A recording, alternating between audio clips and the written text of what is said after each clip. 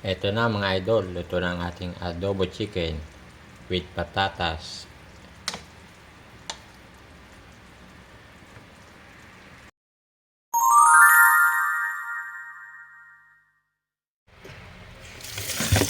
Meron tayo ditong chicken wings ating hugasan.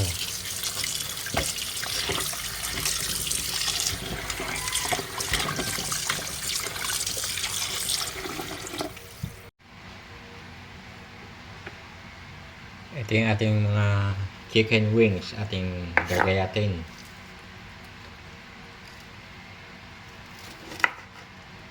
Hati lang natin sa kalahati.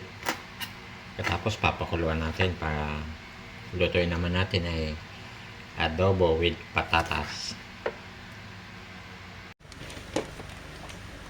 Ito yung ating manok, ating papakuluan muna ng mga 30 minutes para matanggal yung lansa.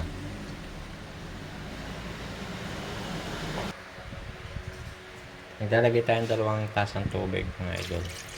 Papakuluan lang natin yan tapos mamaya iugasan natin. Ito na yung ating manok na pinapakuluan. Naglagay tayo ng Knorr cubes to para hindi mawala yung lasa ng ating manok. Papakuluan lang natin yan para mawala yung lansa. Yan mga idol, maya atin na igigisa yan sa sibuyas at bawang para sa adobo.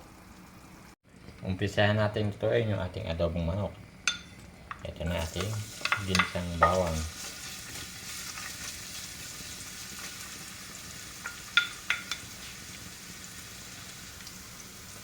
Ilagay natin yung ating sibuyas.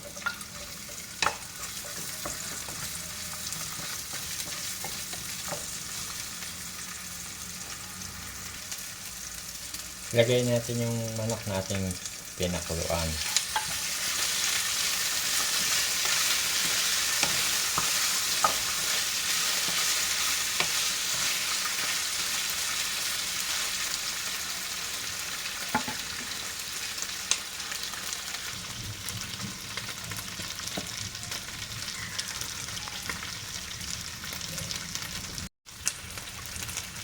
Gagamit tayo ng chicken stock.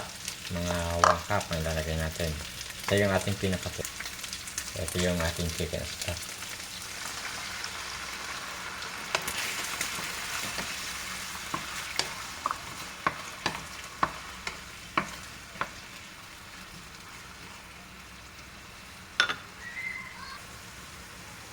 Meron tayo ditong konting patatas. Lagyan natin. Yan yung marble potato.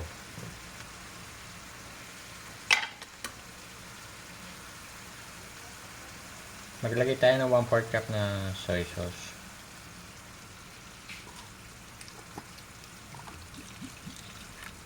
One fourth cup na suka.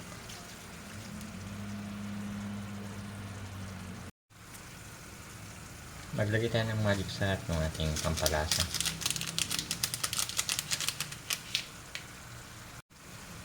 Maglagay tayo ng dahon ng laurel. Ang piraso lang para may konting aroma.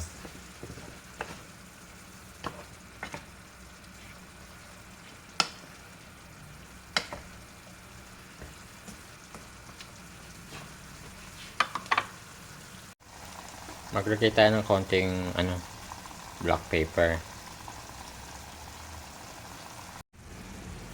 Maglagay tayo mga idol ng ating sili.